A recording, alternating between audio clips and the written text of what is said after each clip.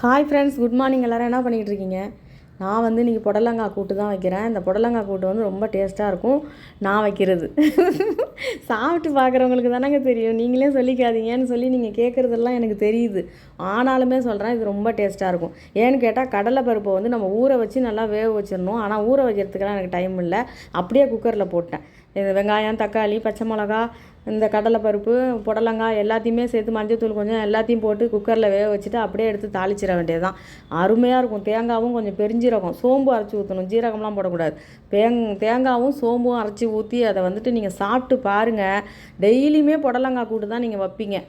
அதுக்கப்புறம் வேறு எதுவுமே வேணான்ருவாங்க வீட்டில் உள்ள குழந்தைங்களாம். டெய்லியும் புடலங்காய் கூட்டே வைங்கம்பாங்க. அந்த அளவுக்கு டேஸ்ட்டாக இருக்கும். சப்பாத்தி, தோசை, இட்லி, சாதம் எல்லாத்துக்கும் சூப்பராக இருக்கும். நீங்கள் ட்ரை பண்ணி பாருங்கள்.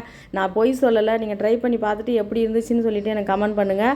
இந்த வீடியோ பிடிச்சா லைக் பண்ணுங்கள். நன்றிங்க.